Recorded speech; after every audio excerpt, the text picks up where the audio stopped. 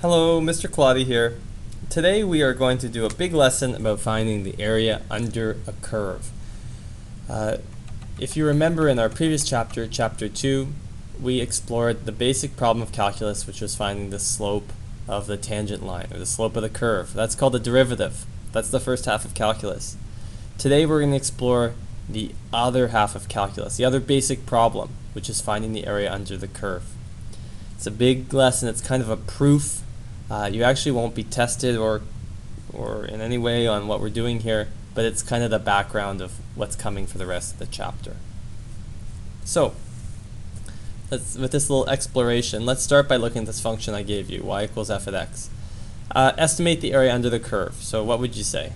Well, this is the 15, so maybe, I don't know, you could say whatever you want. It looks like it's about almost like a triangle, so 4 times 15 divided by 2 is about 30, maybe a little bit less than that because there's a bend here. Whatever. I'm going to say an estimate of an area of 28 units squared. Doesn't matter. Okay, so we're going to use a technique to find the area. And as you can see, I've drawn the graph 4 times.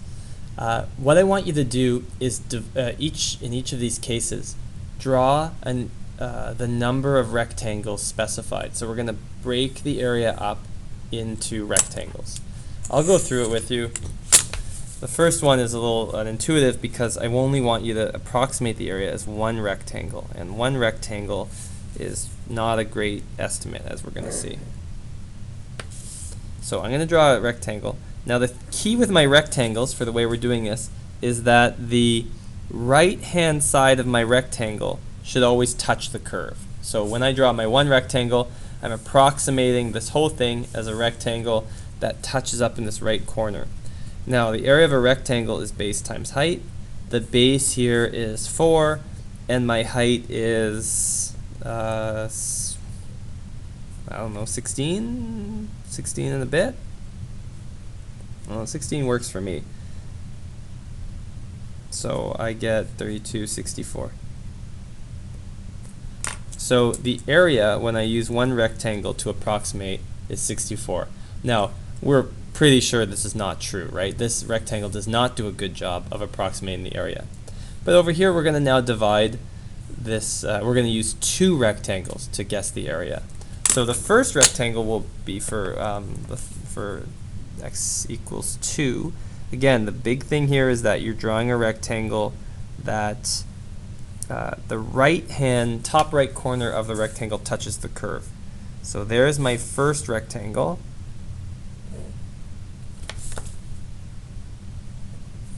And then my second rectangle from x equals 2 to x equals 4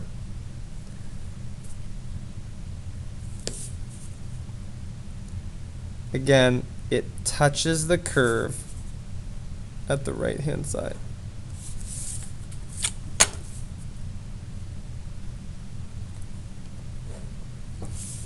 Okay, what is the area of these 2 rectangles? Well, the first rectangle again is base times height. So that is the base is 2 times a height of, what is this? 1, 2, 3, maybe 3.5. That gives me 7. My area of rectangle 2 is base times height, which is 2 times the height, which we said before was 16, which is in this case 32. So I end up, now my total area is 7 plus 32, that gives me 39.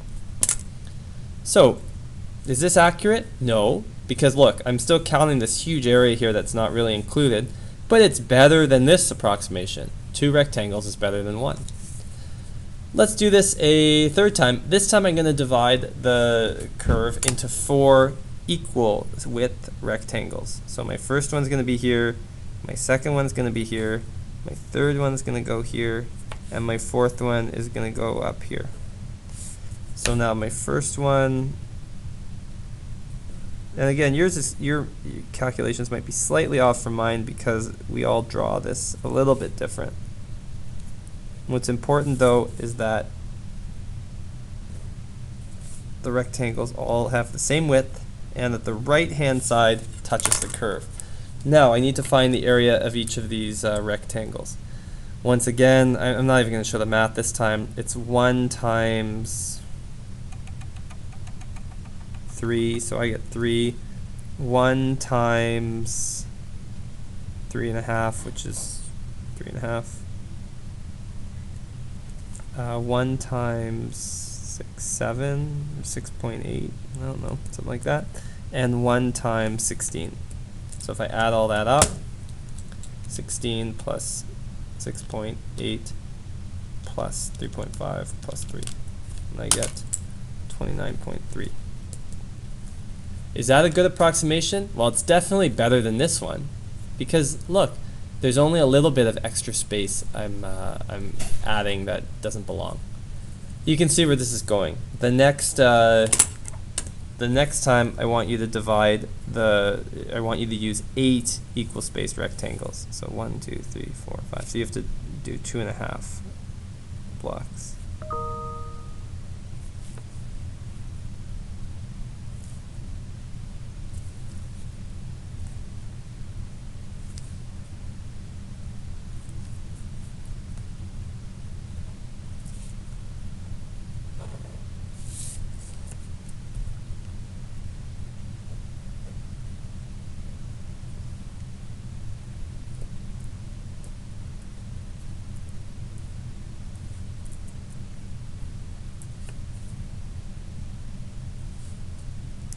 Okay, so I'm just drawing the 8 equal spaced rectangles.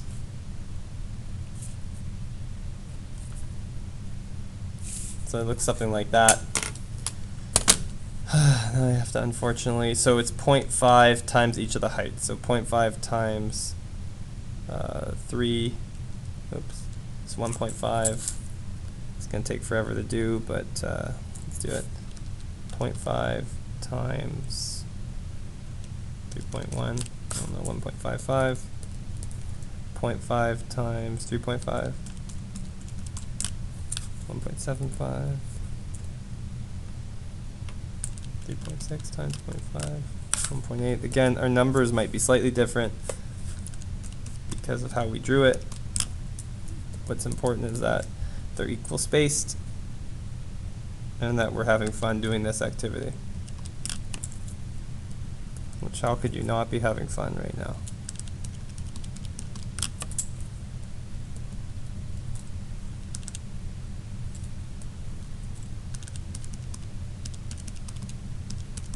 Adding all these numbers up. Oh, you can't even see the work I'm doing. I'm doing it all on my calculator so quickly.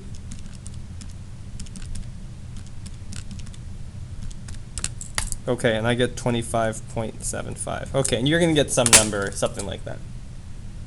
Okay, so now let's talk about what we did.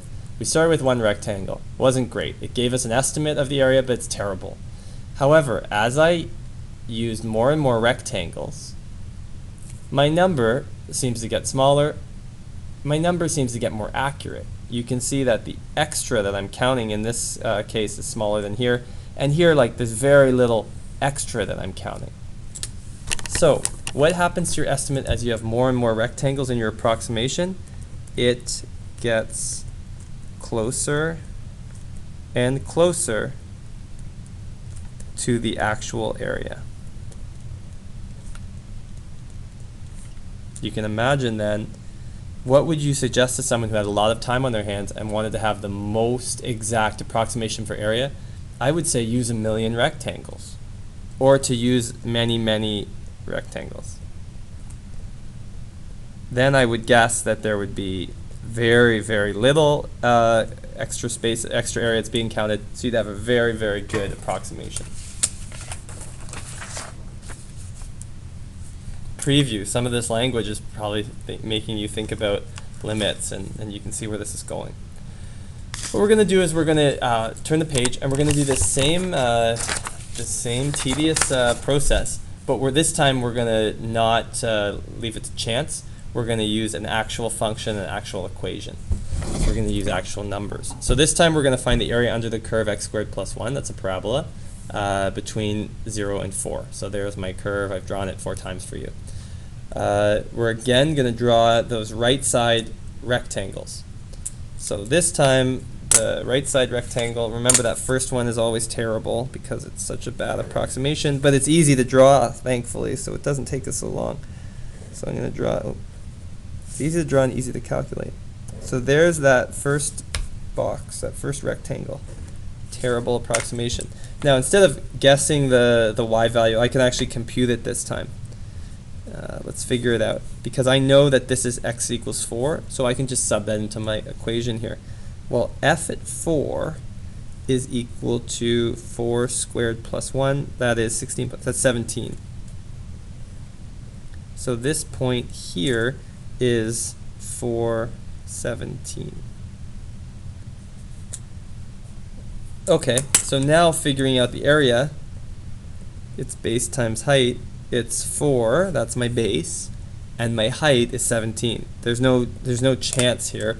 We're all going to get the same answer. So 34, yeah, sorry, we're not leaving it to chance. We are all going to get the same answer, 68. That is my estimate using this model. It's a horrible estimate because there's all this extra area, but at least we all have the same answer. Now to make our life easier, I actually drew some of the next one. So the second iteration of this process, we're going to use 2 equal spaced rectangles. So now we just have to figure out the numbers. So this is x equals 2. If I sub in 2, I get 2 squared, which is 4 plus 1 is 5. So this is 2 comma 5. This point we already learned. This is 4 comma 17. So now to figure out base times height for the first one, the base is 2, the height is 5, so that's 10. And then this is the base is 2 and the height is 17, so that's 34. So my answer, my total area is 44. Again, not as great an estimate, better than this one, but at least we all have the same number. Let's continue down here. Oh, we need to figure out each of these points. I sub in x equals 1. I get 1 squared plus 1, which is 2. So this is 1, 2. This is 2, 5. We already did that one. This is 3, 10. And this is 4, 17. So we can figure out the area of each of these. We have base, which is always 1, times the height, which is 2, plus the base times 5, plus the base of 1, times 10, plus the base of 1 times 17. That gives us 2 plus 5 plus 10 plus 17, 34. Okay, you can see where this is going. Let's pretend we did this with 8 rectangles. You can try it yourself. The answer is 29.5. Just like last time, we see that the number gets more and more accurate as you have more and more rectangles. So here we go. As the number of rectangles approaches infinity, the rectangles become very, very small, right? They're going to get tiny, tiny rectangles. So I would say that they become infinitely small. And the approximate area approaches the exact area. This is what we talked about on the last page. It's the same phenomenon. If I had a lot of time on my hands, I would use many, many tiny little equal width rectangles. They would be very, very narrow, be very, very small, infinitely small, as you have infinite number of them. But my area, when I add up all the areas, it's going to be closer and closer and closer to the exact area, the actual answer for what is the area under the curve. So now we're going to go through a really horrible proof about how this works mathematically. So we're going to define the general term AI is the area of one rectangle. So for example, I have A1 plus A2 plus A3 plus A4 plus all the way up to my final area. So in this case, I go A1, A2, A3, A4. Here I add up A1, A2, all the way up to A8. So it goes up to some n number of areas. I'm going to write this instead as a sum.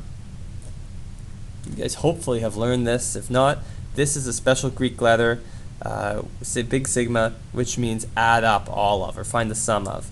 So this is saying find the sum of all the areas sub I.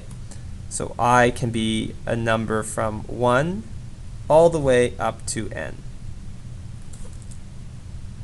So this says sum up all the areas from 1 to n. So A1, A2, A3, A4, all the way up to the last one, AN.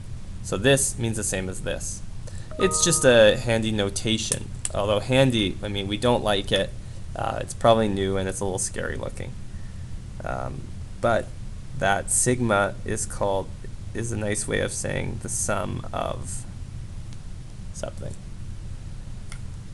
What we just wrote is called a Riemann sum. So this proof that we're going to be going through is the Riemann sum method. So if I add up all of these areas, okay, the lights just went off, but we're okay. So we're going to write an expression for the sum of all the areas of all the rectangles as the number of rectangles becomes very large.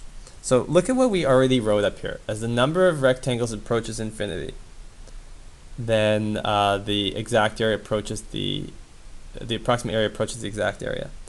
So think about the area. These are all the areas up to number of n rectangles. So we want to look at an infinite number of rectangles. So we want to look at what happens as n approaches infinity. What happens to this sum of all of the rectangles from I to n as n approaches infinity? Right? If I have 8 rectangles, I add up A1, A2, A3, A4 all the way to A8. If I have 16 rectangles, I add up A1, A2, A3 all the way up to A16. If I have an infinite number of integrals, I add up A1, A2, A3, A4, if I have all the way up to this infinite, there's an infinite number, so you can't actually count that high. So I instead use a limit. The limit of this total area as n approaches infinity. If I do that, that's going to give me the exact area. That's what we said above. If I could add up an infinite number of rectangles, they'd all be very thin, but that would give me the exact area. This is called a Riemann integral.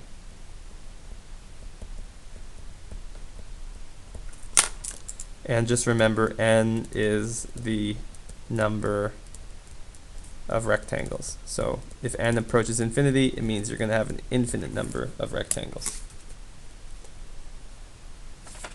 Okay, so now all we have to do is solve this limit, and we'll know what the exact area is. So let's get started. Let's turn the page. I just want to specify that what we're doing on this page is and never will be, is in no way on the exam. It will never be on the exam. This is a long proof and a scary proof. But it sort of explains the calculus that's coming. So it's a fun story. So let's say I said algebraically, find the area under the curve y equals x squared, that's another parabola, from x equals 0 to x equals 2. Okay, so I'm going to draw a curve. I'm going to draw that parabola. There, that's a nice parabola. Okay, so I'm going to do the process I just did on the last 2 pages. Sorry, I need to turn on the light because I can't see anything. Is that better? Sure. So first, we're going to do what we did on the first 2 pages. Divide the region, the area that we're trying to find, into n equal rectangles. That's what we did in this activity earlier.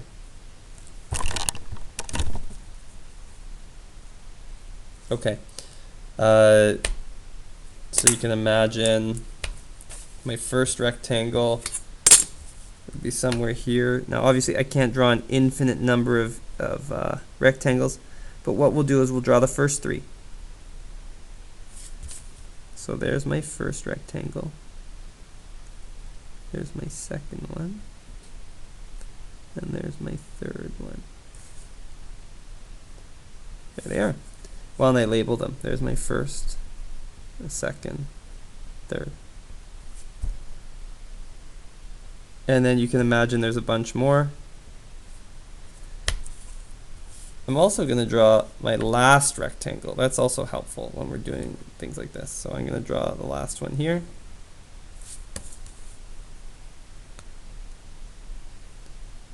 This is theoretical. Now, wouldn't be called the last, it's called the nth, because I'm going from, remember before we talked about going from 1 to n. So this is my last one, it's called my nth. It's also useful for what we're doing in this exercise to define a middle one. We call this the ith rectangle.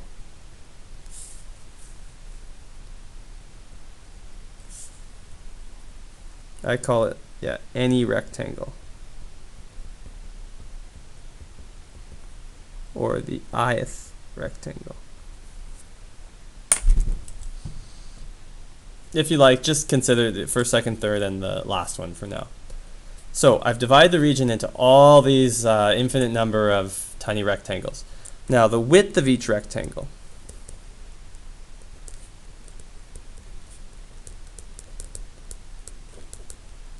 Well, last time when we did this,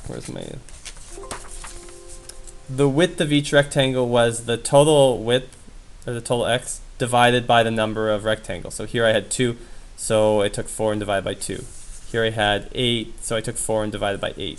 So you're going to, in this case, take, what does this go to? It goes from x equals 0 to x equals 2. So I'm going to take 2 and divide it into n rectangles. That's the width of each rectangle. So if you like, you can imagine this one is 2 over n. The width of this one is 2 over n. The width of this one is 2 over n. The width of this any rectangle is 2 over n, and the width of the last rectangle is 2 over n. What about the height of each rectangle?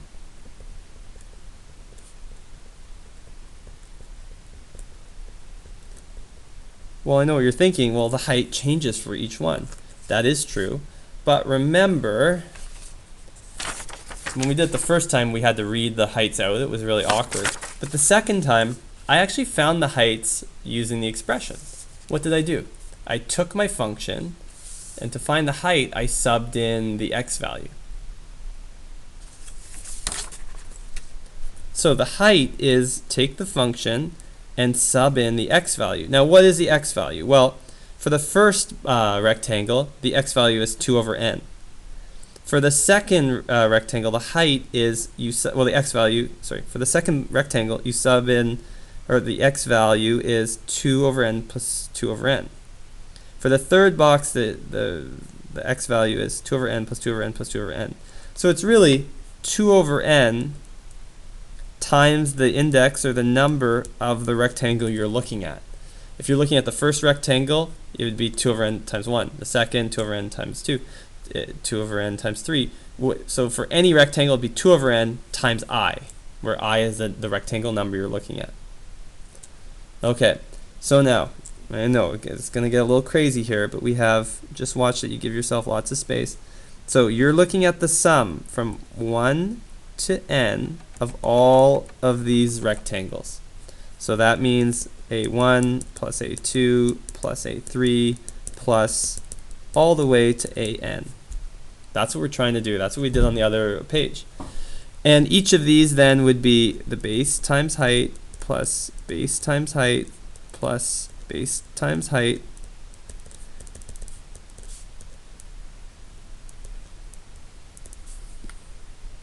Now, we just figured those things out, so let's sub them in. So the base, or the width, is always 2 over n. So the first one is going to be 2 over n. That's my base. Try to leave yourself lots of space here. And the height. Well, the height is, you take the function, then you sub in this case, the x value is 2 over n. Or if you wanted, you could have used this formula, 2 over n times 1. Okay, that's the area of the first rectangle. The second one, well, it has the same base. It's 2 over n. We've already talked about that. All the bases are 2 over n times the height, which is the sub the x value here into the function. The x value here is 2 over n plus 2 over n. Or, if you want to write it like this, f at 2 over n times 2.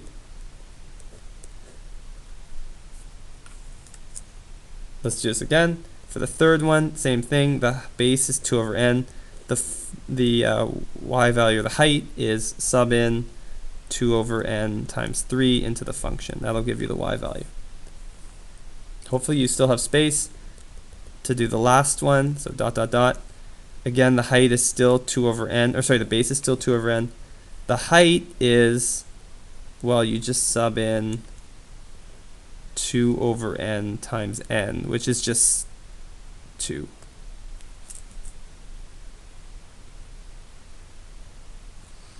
Okay, so we can see that there's a lot of repetition here. So that's why I'm going to use the sum symbol again, which again we hate it, but it's the sum from I equals 1 to n of 2 over n, always, times f at 2 over n times I.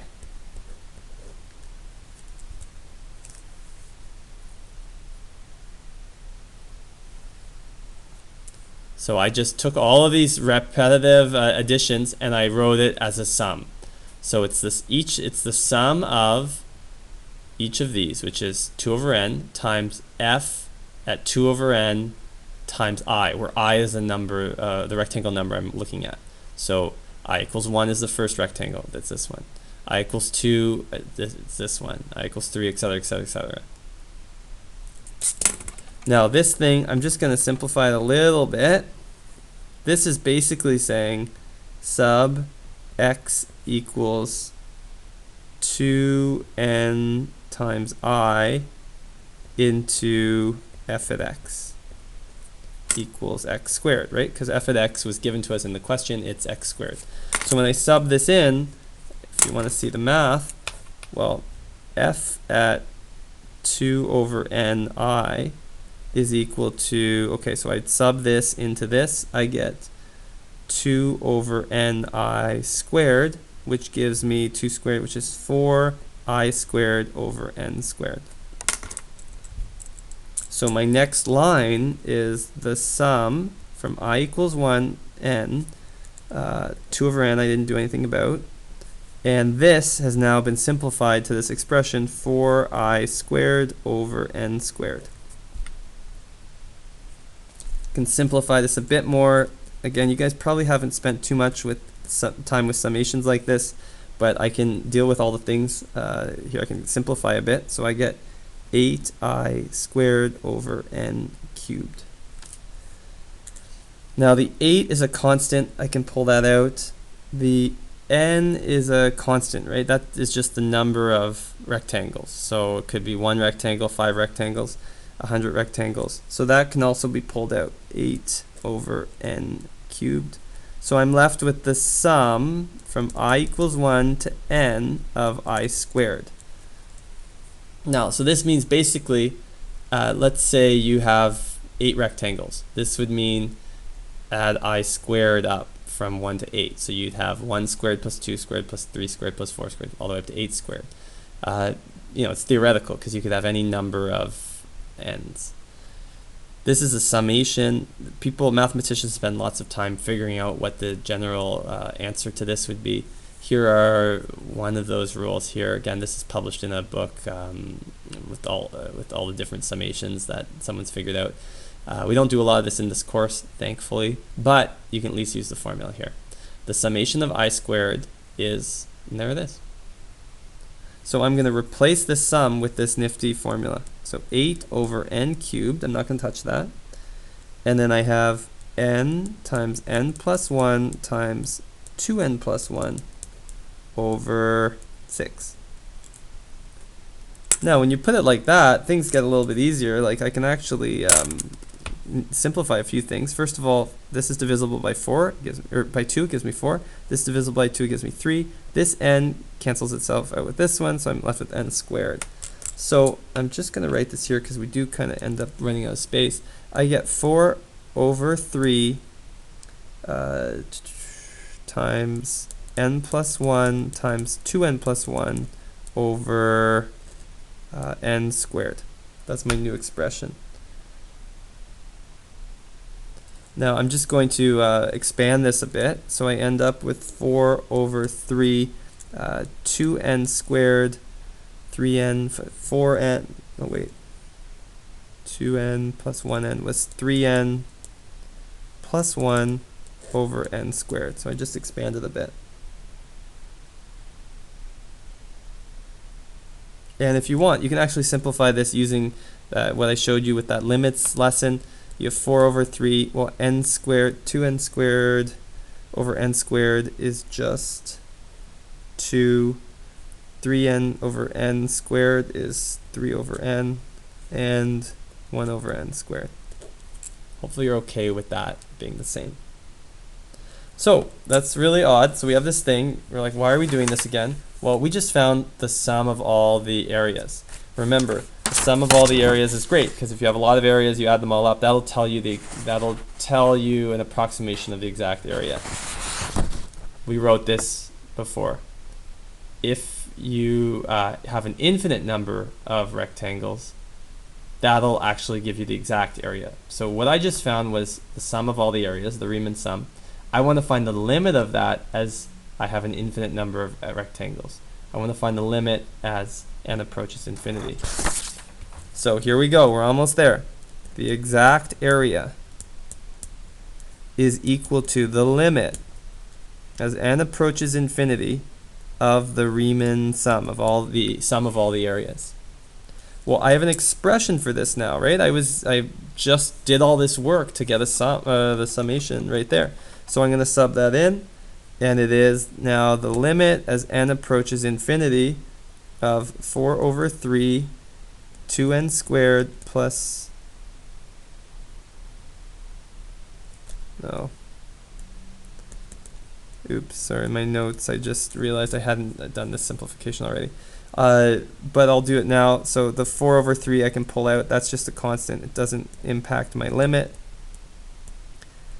And this becomes 2n squared over n squared plus 3n over n squared plus 1 over n squared. Splitting up the division or splitting it into a common denominator. And now you get that line which I had already written up there. This becomes 2 plus 3 over n plus 1 over n squared. Okay, now, this is the fun part. The limit as n approaches infinity of 2 is just 2. The limit as n approaches infinity of 3 over n, oh, you guys have done this, right? The limit of this is 0, and the limit of this is 0. So my answer becomes 8 over 3. And we're all done. That was so easy. So look at what we did. Again, this is a long proof. Don't worry about this too much, but it's just to give you an idea of where we're going, because we're going to, like last time, learn a great shortcut that allows us to bypass all of this. But essentially what we did is we divided the curve into an infinite number of tiny rectangles, and we wanted to add up the area of all those rectangles. We did that using this awkward sigma notation because it allows us to add up a bunch of areas from 1 to n. We got some expression then that tells us, using some summation rules, we got an expression that tells us the area based on n. Again, if you use n equals 1, you'll get something.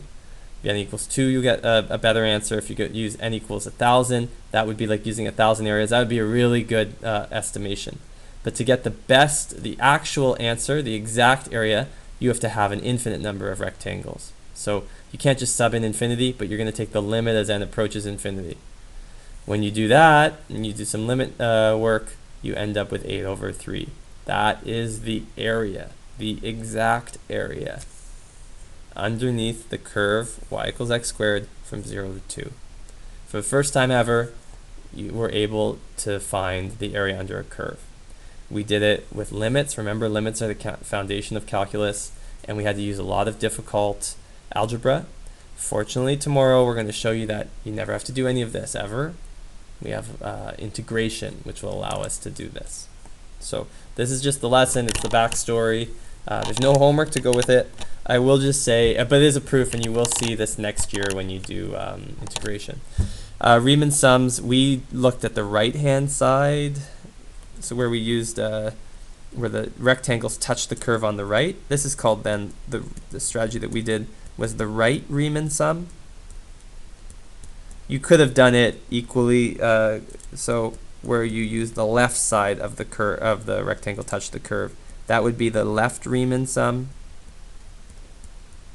And then here you could even use the middle. It's the same strategy or same result, just a little bit different strategy. Okay, like I said, no homework. This is just a backstory. Good luck digesting it, and we'll see you next time.